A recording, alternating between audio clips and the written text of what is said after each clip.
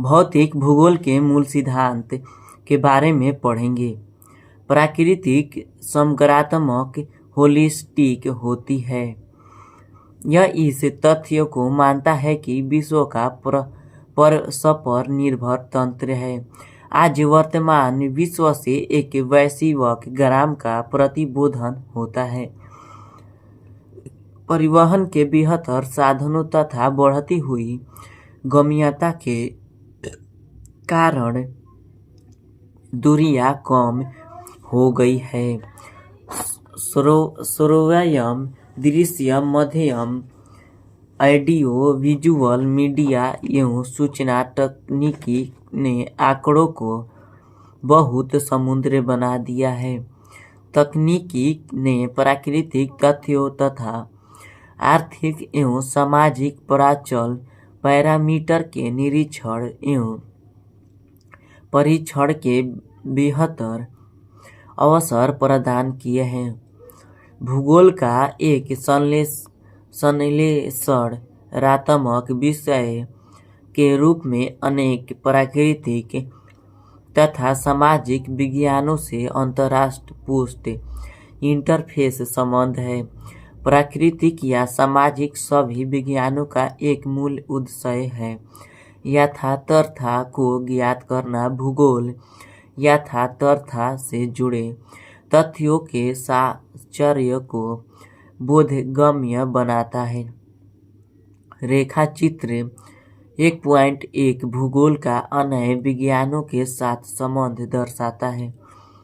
वस्तुतः विज्ञान से संबंधित सभी विषय भूगोल से जुड़े हैं, क्योंकि उनके कई तत्व क्षेत्रीय संदर्भ में भिन्न भिन्न होते हैं। भूगोल स्थानिक संदर्भ में यथार्थता को समग्रता से समझने में सहायक होता है। अतः भूगोल न केवल एक स्थान से दूसरे स्थान में तथ्यों की भिन्नता पर ध्यान देता है, अपितु उन्हें समग्रता में समाकलित करता है। भूगोलवेत्ता को सभी संबंधित क्षेत्रों की व्यापक समझ रखने की आवश्यकता होती है, जिससे कि वह उन्हें तार्किक रूप से संश्लेषण कर सकते हैं। यह संश्लेषण कुछ उदाहरण की सहायता से सरलतापूर्वक समझाया जा सकता है। यथा भूगोल ऐतिहासिक घटनाओं को प्रभावित करता है।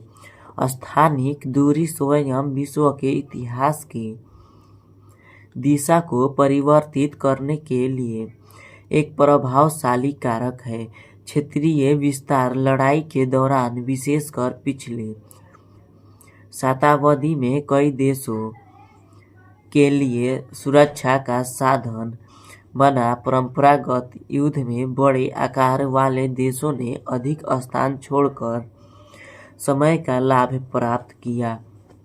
नए विश्व के देशों के चारों तरफ विस्तृत समुद्र द्वारा प्रदत्त रक्षा कवच उन्हें उनकी मिट्टी पर युद्ध होने से बचाता रहा।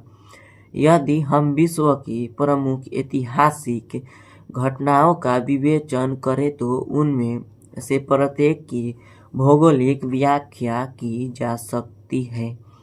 भारत में हिमालय एक महान अवरोध के रूप में देश की रक्षा करता रहा है, परंतु उसमें विद्यमान दरें मध्य एशिया के आक्रमणकर्ताओं एवं प्रायोजकों को मार्ग की सुविधा देते रहे हैं।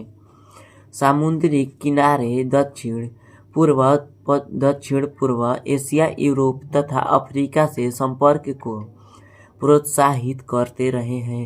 नौ संचालन नेविगेशन तकनीकी ने यूरोपीय देशों को भारत सहित कई एशियाई एवं अफ्रीकी राष्ट्रों पर उपनिवेशीकरण करने में सहायता की, क्योंकि उन्हें समुद्र के माध्यम से गम्यता मिली। भौगोलिक तत्वों द्वारा विश्व के विभिन्न भागों में ऐतिहासिक की धारा के अपरिवर्तन के अनेक उदाहरण मिलते हैं। प्रत्येक भौगोलिक तथ्य समय के साथ परिवर्तित होता रहता है तथा समय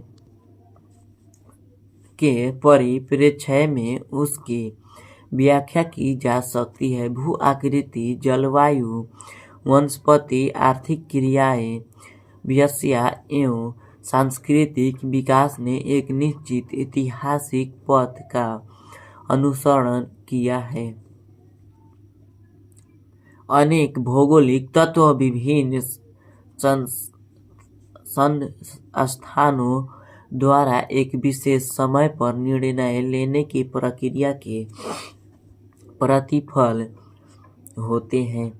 उदाहरण अ स्थान ब स्थान से 1500 किलोमीटर दूर है, जिसे विकल्प के रूप में यह भी कहा जा सकता है कि अ स्थान ब से 2 घंटा दूर है। यदि हवाई जहाज से यात्रा की जाए या 17 घंटा दूर है। यदि तीव्रगामी रेल से यात्रा की जाए। इसी कारण समय भौगोलिक अध्ययन के चतुर्थ आयाम के रूप में एक समाकल भाग माना जाता है। कृपया 3 अन्य आयामों का उल्लेख कीजिए। रेखाचित्र संख्या 1.1 विभिन्न प्राकृतिक एवं सामाजिक विज्ञानों से भूगोल का संबंध प्रचुर रूप से चित्रित करना है। यह संबंध 2 खंडों में रखा जा सकता है: भौतिक भूगोल एवं प्राकृतिक विज्ञान। भौतिक भूगोल की सभी शाखाएं, जैसा कि रेखाचित्र में दर्शाया गया है, प्राकृतिक विज्ञान की अंतरापुष्ट है। परंपरागत भौतिक भूगोल भौमिक, मौसम विज्ञान, जल विज्ञान, मृदा विज्ञान से संबंधित है। इस प्रकार भू आकृति विज्ञान, जलवायु विज्ञान, सामुद्रिक विज्ञान, मृदा भूगोल का प्राकृतिक विज्ञान से निकट का संबंध है, क्योंकि ये अपनी सूचनाएं इन विज्ञानों से प्राप्त करते हैं। जैव भूगोल, वनस्पति शास्त्र, जीव विज्ञान तथा सामुद्रिक विज्ञान, मृदा भूगोल का प्राकृतिक जीव विज्ञान तथा पारिस्थितिक विज्ञान से अत्यधिक निकटता से जुड़ा है, क्योंकि मानव विभिन्न स्थैतिक नीचे में निवास करता है।